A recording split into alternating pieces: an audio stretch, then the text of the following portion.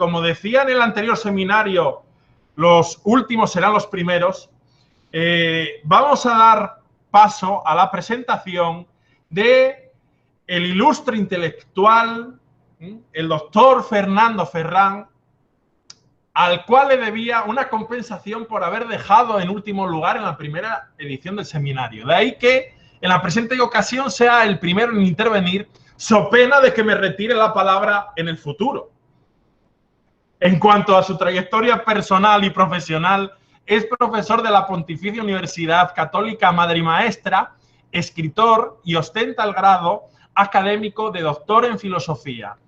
Hasta la actualidad ha publicado varios libros y artículos sobre la identidad dominicana, siendo uno de los más recientes el titulado Los herederos ADN cultural dominicano del 2019. Por otro lado, ha trabajado en varias investigaciones y como docente y coordinador de centros académicos de la Pontificia Universidad Católica Madre y Maestra. En el primer seminario virtual Educación y Construcción de la Identidad del Pueblo Dominicano, presentó una interesante ponencia titulada Construcción Social de la Identidad Dominicana, que se encuentra en actual estado de edición en la revista Tiempos Historiados, la cual dirijo. Estoy seguro de que hoy nos sorprenderá con las reflexiones de su ponencia titulada Contrapunteo atero, tabacalero y azucarero en la conformación social y cultural dominicana. Sin más, Fernando, te doy paso para que nos ilustres como tú solo sabes hacer. Bueno, muchas gracias, Miguel. Yo creo que lo mejor es, después de esa introducción, concluir, desearle muy buenas noches, que me aplaudan y yo me voy y no hago el ridículo de estarles hablando. Fíjense, ¿qué es lo que voy a tratar de hacer? Y entro en materia. El título es un contrapunteo buscando las raíces escondidas, sepultadas de los dominicanos en el siglo XIX. Para encontrar esas raíces, todos los pueblos tienen raíces culturales, o sea, porque todos, como los árboles, todos vienen de atrás. Una semilla, raíces, tronco y después finalmente arboleda y frutos. Pero en el caso mío, lo que voy a tratar es de desentrañar para concluir formulándoles una pregunta. Ojo con eso. Todo lo que voy a decir es para poder formular una pregunta. Un poco a la forma pedagógica de Sócrates, que hace preguntas porque asume que la gente lo sabe. Yo voy a darle algunos elementos para hacer esa pregunta socrática. La podría hacer mejor, peor, añadir esto, añadir lo otro. Lo importante es la pregunta. Como decía Hegel, die Wahrheit ist am Ende, la verdad está al final. El final de hoy, para mí, es la pregunta con la que los voy a dejar. Evidentemente, con un solo tema, buscando esas raíces perdidas. ¿Y cómo las voy a buscar? Los que conocen a Fernando Ortiz, el antropólogo cubano, entenderán mejor quizás que otros el término de contrapunteo.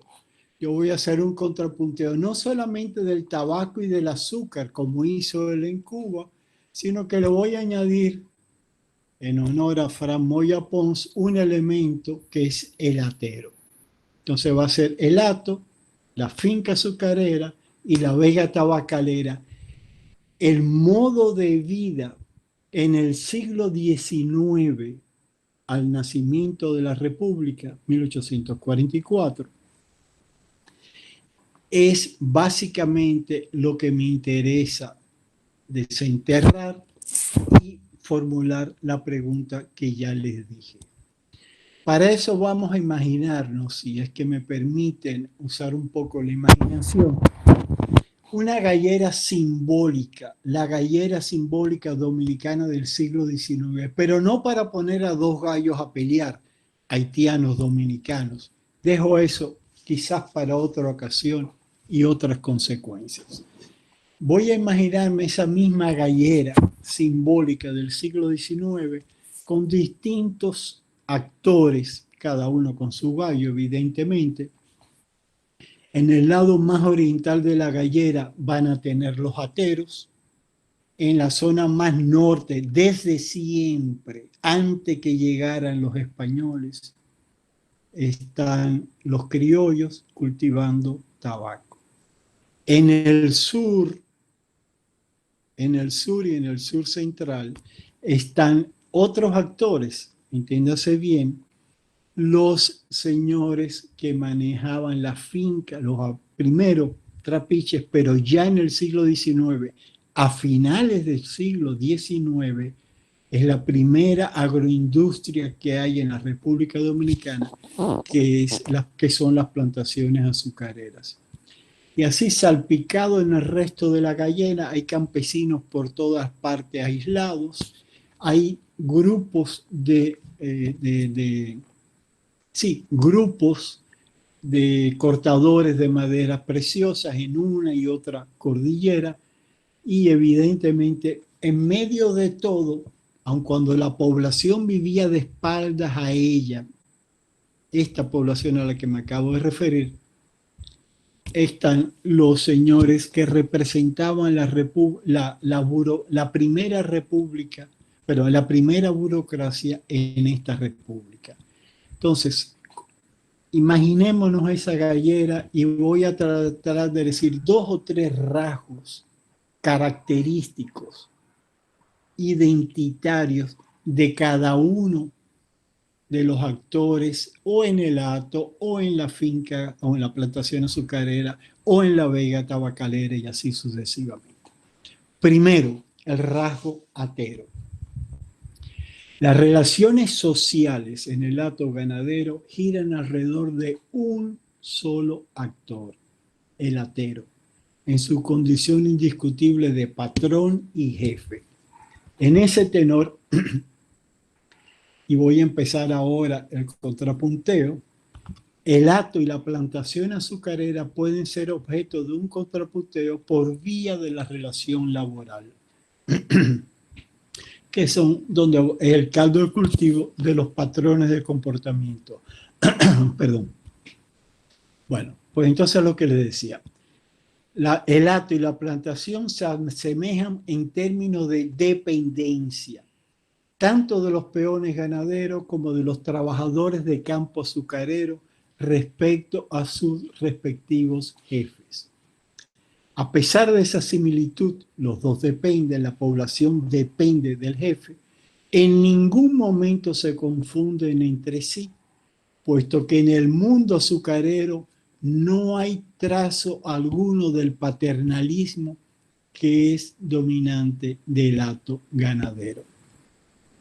Desprovistos de poder y de derechos frente al amo, primero los esclavos y luego sus sucesores, los peones dominicanos, soportaron un tipo de convivencia cuya subordinación contrastaba con la cuasi, por no afirmar que absoluta, desprotección de todo derecho que padecían los campesinos en zonas rurales y montañosas del país, y en especial de los braceros en las plantaciones agroindustriales.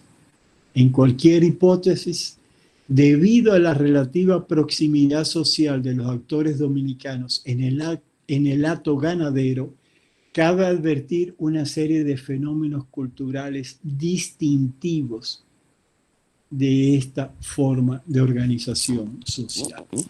El primer fenómeno viene dado por la relativa cercanía y solidaridad interétnica, racial dirían algunos hoy día, de corte paternalista, que terminó favoreciendo el cruce racial distintivo de la comunidad mulata dominicana. Un segundo factor significativo del hato es el predominio en el país de un solo idioma, el castellano o español, según su preferencia, poco afectado por otras lenguas de ascendencia africana o afroamericana que ni siquiera derivaron en el país en un dialecto. Una tercera consecuencia del acto, del modo de vida y de la cultura que va a salir del acto, es que en él sobresale el uso más distendido del recurso tiempo. Acabamos de presenciarlo antes de poder iniciar la sesión de hoy. Una forma distendida del recurso tiempo, en tanto que, a pesar del trabajo requerido en el acto, la faena laboral no estaba sometida al ritmo y rigor productivo de un régimen capitalista produciendo para un mercado tentativamente libre, como primero lo fue el tabacalero y ulteriormente el azucarero. Y como colofón cuarto, el cuarto fenómeno social de notable significado es de advertir unas relaciones de poder afectadas de subordinación y paternalismo clientelar, tanto en las haciendas primigenias como en sus derivados ulteriores. En todas sus modalidades, en el siglo XIX y posteriormente, en todas sus modalidades y momentos, esas relaciones esconden el mismo fenómeno, el relativo ocultamiento del autoritarismo vertical que atraviesa de manera unidireccional la relación patrón-cliente en dirección de aquel hacia este.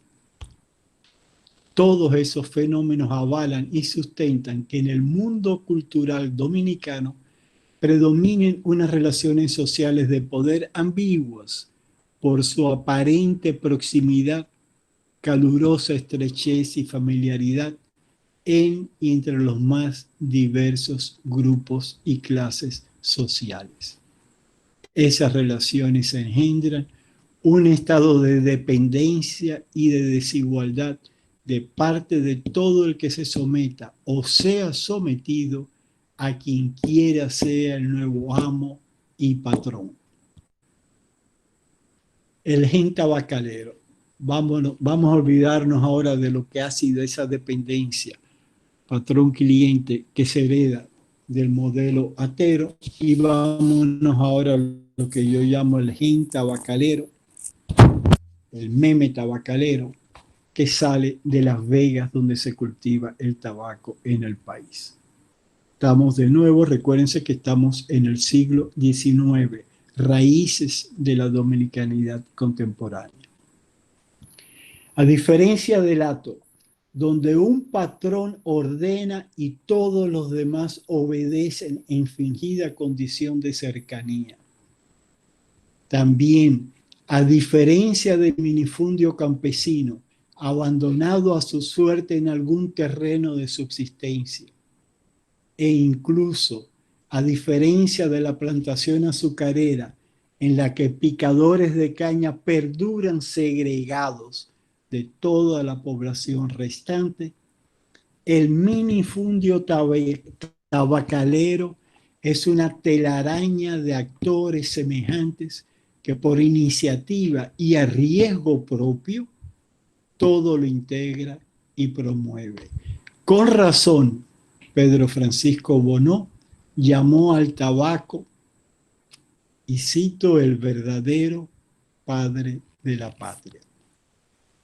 Eso así por su tradicional don de inclusión social y promoción recíproca, tanto del tabacalero, su familia y sus vecinos echando días cada uno en los predios de los demás, como del transportista de los cerrones de tabaco criollo, los almacenistas locales manejando la hoja, sus obreros, las casas exportadoras de la hoja, el puerto de salida del producto y por fin las casas exportadoras que compran en el país y venden en el libre mercado por primera vez en la historia de la República a las casas matrices en el exterior.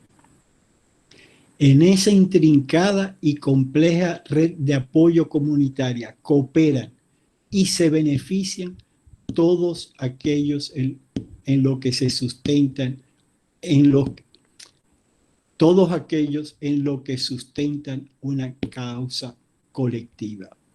Hechura de ese cultivo tradicional oriundo de la isla, el gen tabacalero se desarrolló y predominó gracias a un gran deseo y espíritu de superación de parte de todos esos actores que aunan esmeros y dedicación en una tarea común, abanderados de igual propósito mercantil, con natural a su reproducción social, el empuje y la laboriosidad individual de cada uno y de todos al unísono, infunden y transmiten la característica ejemplar del tabacalero debido a su sentido práctico de interdependencia social. Su rasgo simbólico consiste no en la dependencia, sino en que cada sujeto humano se cuida y se supera a sí mismo en la justa medida en que depende e intercambia con los otros, no en detrimento o a costa de los demás, sino en beneficio recíproco. Esa característica no tiene precedentes en el mundo campesino. En este se vive desprotegido, siglo XIX. En este se vive desprotegido y al margen del resto de la población. Las cualidades del productor, porque no es un campesino, del productor tabacalero, tampoco puede verificarse en los cañaverales, en los que pulula una población igualmente excluida, postrada, desposeída y absolutamente ajena y sin control de los objetivos y propósitos de acumulación de poder y de riqueza que persigue desde las antípodas de la relación laboral el dueño de la plantación y del ingenio azucarero. Otro tanto puede aducirse en lo que se refiere al hato y al mundo maderero y a sus respectivos legados culturales. Por un lado, el mundo comercial de la explotación maderera carece de unidad funcional que lo aglutine y promueva de manera sostenible en el tiempo, dado el abuso irracional del recurso que explota y la improvisación y continuo carpe diem que impone a la población. De su lado, el hato no exhibe dinamismo alguno, ni en términos de movilidad social, ni económica, ni cultural. Por múltiples vías se llega a la misma conclusión. Así como un grano de sal condimenta los alimentos, la herencia tabacalera, cuando trasluce en condición de meme cultural dominante, por ejemplo, en pleno siglo XIX, no en el actual, deviene fundamental a la composición sociocultural dominicana.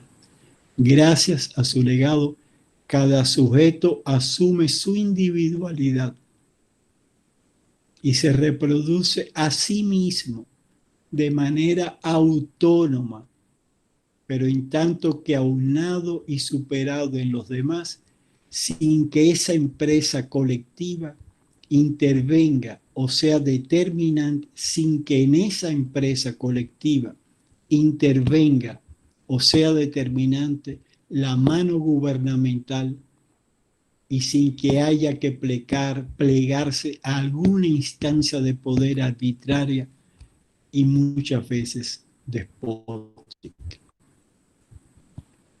El talante azucarero. Estoy presuponiendo, dicho sea de paso, que se conoce mal que bien el trasfondo histórico de los rasgos que estoy tratando de definir. Por ejemplo, en el caso que acabo de referirme, es archiconocido que los tabacaleros vivían de espaldas al gobierno en Santo Domingo. En tiempos de la colonia, cuando, cuando los gobernadores de la colonia, y sobre todo en tiempo de la República, con los gobiernos, los que van y vienen en los gobiernos en la ciudad de Santo Domingo. Por eso es que digo que de espaldas, desconociendo, como el sector informal de la economía hoy día, la mano gubernamental.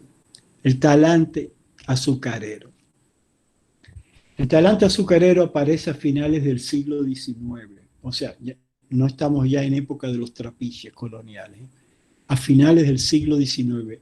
No en las fincas azucareras de un ingenioso pero vetusto trapiche, sino en los latifundios de ingenios que resultan de una inversión agroindustrial de índole capitalista. Para no pocos, esa agroindustria denominada la columna vertebral de la economía dominicana durante gran parte del siglo XX representa la cualidad inalienable de la identidad dominicana. Ojo con eso. Nada más lejos de la verdad. Una cosa es el mundo económico, otra el reino de este mundo, que culturalmente es mucho más complejo y diverso. A todas luces, la cualidad azucarera ni siquiera impacta a la mayoría de la población dominicana y a la que llega a concernir no la afecta de manera homogénea. Para verlo, me voy a fijar en los dos lados del mundo azucarero. El mundo de la finca azucarera, el mundo del mandamás. Empiezo por abajo, como es mi costumbre. Primero, la mayoría de la población dominicana, independientemente de su extracción social, étnica, religiosa u otra, es ajena y no está expuesta a las condiciones de vida y de disciplina laboral que imperan en la actividad azucarera. En verdad, los habitantes recluidos en los campos de caña de azúcar constituyeron y siguen constituyendo una minoría poblacional en el país. Y para colmo, siempre han sido formalmente extranjeros de las Islas Vírgenes, de Puerto Rico, de las Islas Menores. Hoy día, evidentemente, y todos lo saben, de Haití. Pero en aquel entonces todavía no era de Haití. Esa población azucarera habita de espaldas a la sociedad dominicana en bateyes esparcidos a lo largo y ancho de cada plantación latifundista en el país. Esos centros habitacionales, de manera consuetudinaria, adolecieron de servicios de agua, salud, educación, transporte. Ustedes lo saben bien. En cuanto tales, fueron ideados e implementados inicialmente como campamentos de trabajo por las tropas de ocupación estadounidense en la segunda década del siglo pasado para facilitar el acceso de los braceros que habitaban en ellos a los sitios de tiro y corte de la caña. En cada batey, principalmente de campo, pero también en los de servicio y en el central de cada ingenio, pululaban sembradores y braceros de caña, linieros, carreteros y pesadores que rara vez comparten su rutinaria y sudorosa existencia con guardacampestres, capataces, mayordomos, empleados del ingenio en general y los publicitados bodegueros o eventuales docentes y personal de salud de las zonas aledañas.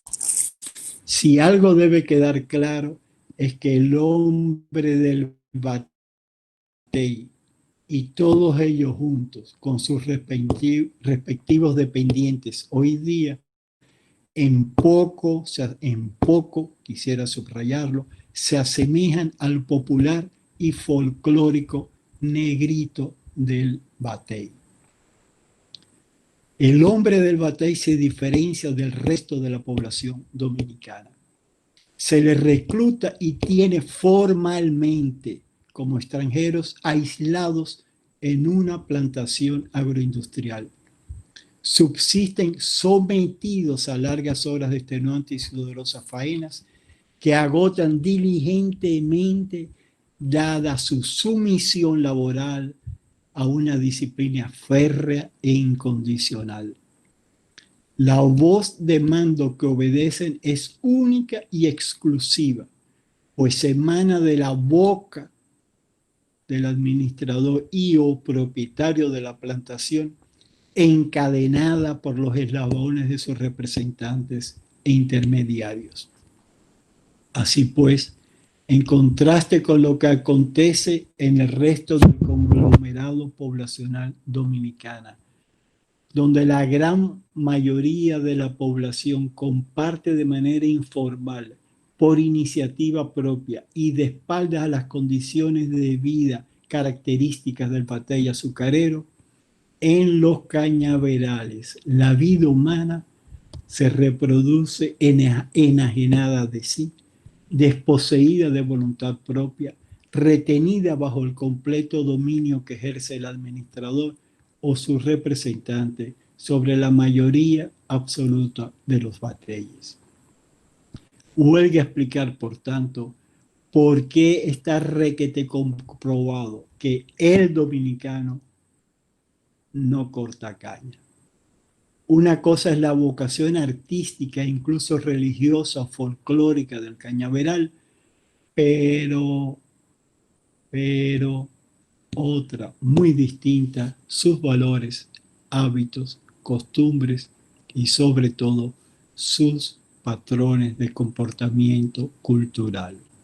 De ahí su vivo contraste con el resto de quienes pueblan la geografía dominicana. A modo de contraste original, por ejemplo, tanto el campesino como el tabacalero poseen un medio de producción propio que salvaguarda su efectiva reproducción, por precaria que ésta sea, y a diferencia de cualquier foráneo hombre del batey segregado formalmente en un campamento del trabajo, al que a lo sumo solo se le permite un exiguo surco de tierra para que ahí siembre algunos víveres de consumo personal o familiar. Por demás, los hombres del cañaveral no gozaban de la libertad de tránsito de la que sí disponía en contraposición a ello, tanto los dos anteriores, tabacaleros, campesinos, como los peones ganaderos y los cortadores de madera en sus frecuentes desplazamientos a localidades aledañas a sus lugares de trabajo.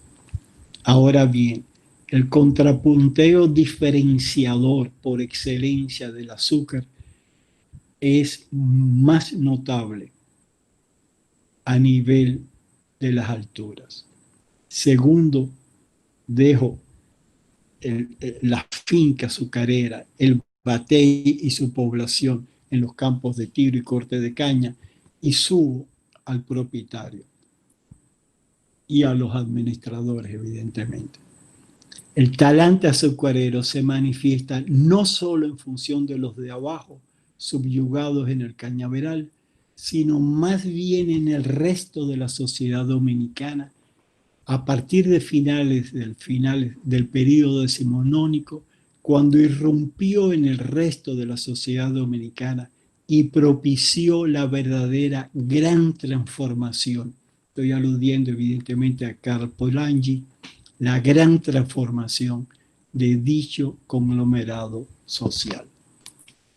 Esa ruptura consistió en la puesta de hecho y de derecho del poder estatal al servicio de un grupo económico en particular.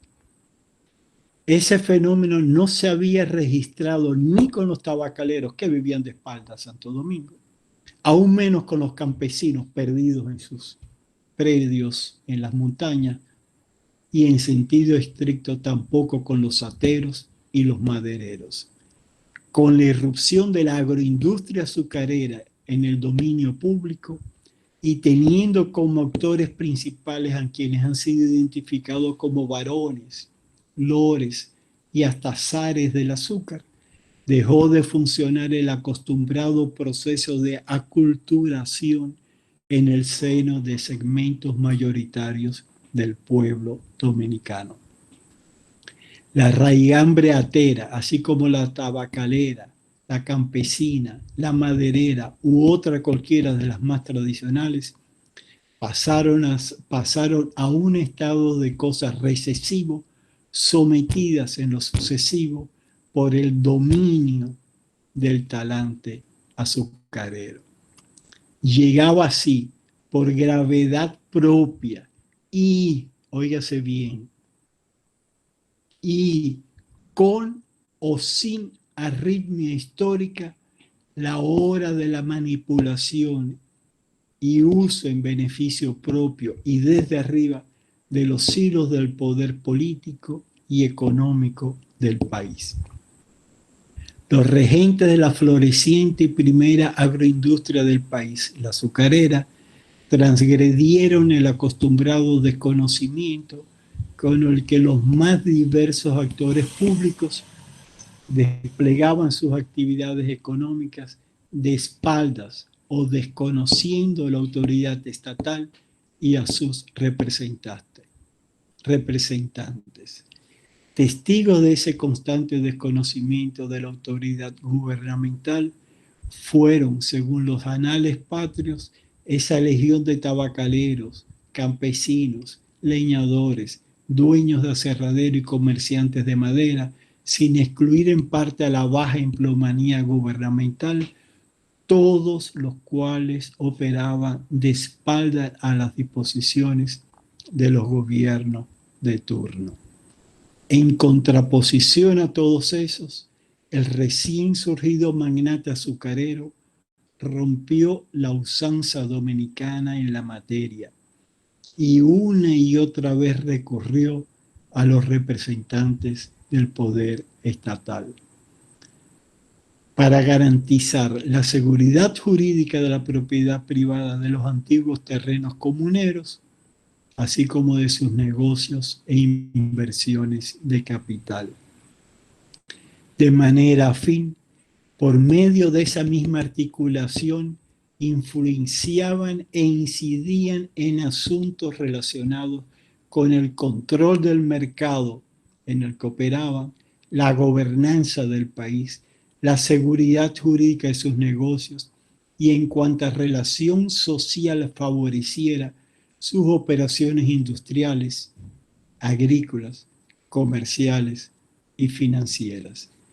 El impacto de dicha gran transformación se sintió a nivel del jefe azucarero y su contraparte en el Estado dominicano, con un jefe también, empero, sin que a pesar de tanto poder y redes de influencia, se tradujeran en modificaciones directas ni consecuencias generales en términos de valores y de patrones de comportamiento cultural de la gran mayoría anónima de eso que se llama el pueblo dominicano.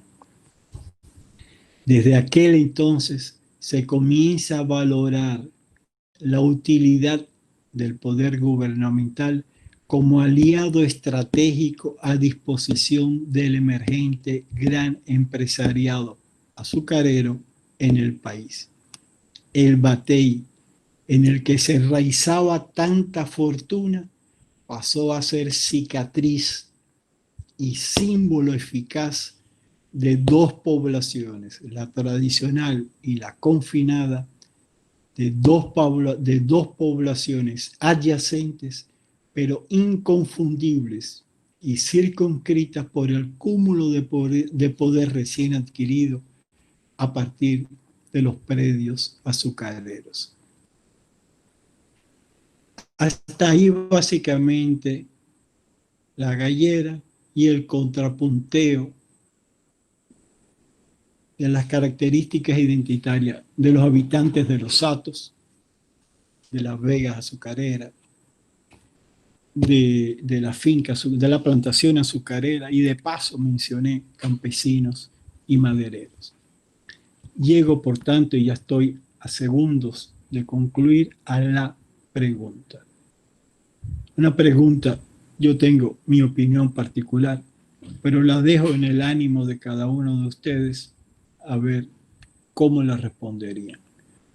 Evidentemente, ya vimos las raíces enterradas de la dominicanidad a nivel de su organización social y los patrones de comportamiento y valores que genera.